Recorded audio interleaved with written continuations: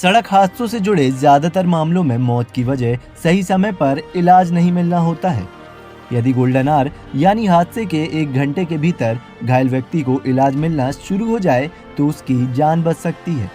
साथ ही सड़क दुर्घटना के बाद कुछ बातों का ख्याल रखा जाए या अपने साथ कुछ चीजें रखें तो दुर्घटना में होने वाली मौतों को कम किया जा सकता है।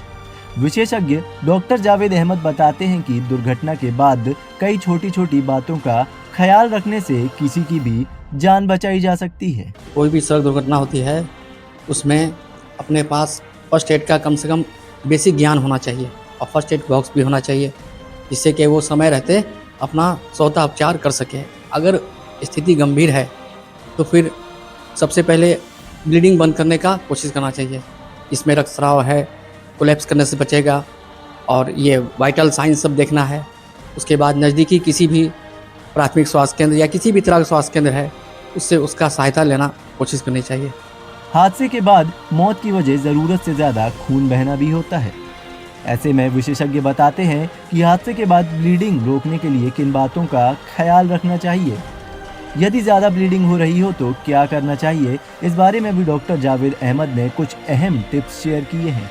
वैसी चीज सबसे पहले है कि आपको किसी प्राइवेट क्लिनिक में या किसी भी तरह से आपको ब्लीडिंग चेक करना है, बैंडेज करना है, प्रेशराइज बैंडेज करना है ताकि ब्लीड नहीं हो। उसके बाद उसको नज़दीकी किसी स्वास्थ्य केंद्र में हेल्प, अगर स्थिति बहुत गंभीर है तो बड़े उच्चतर संस्थानों में भेजना है।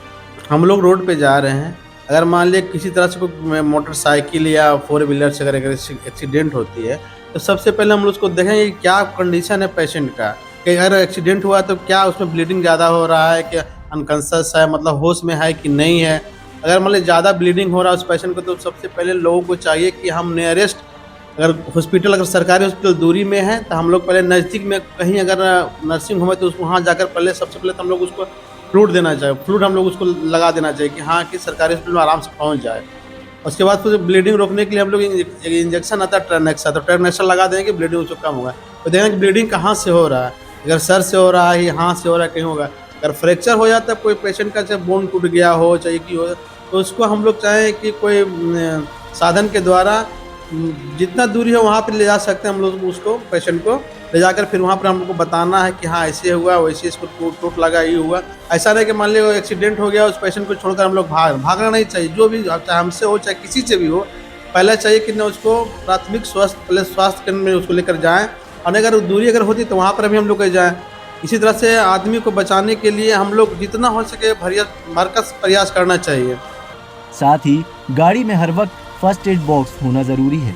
ऐसा करने से सड़क दुर्घटना के बाद आपको त्वरित उपचार के लिए यहाँ वहाँ भटकना नहीं पड़ेगा और वक्त पर मिले इलाज से किसी की भी जिंदगी बचाई जा सकती है।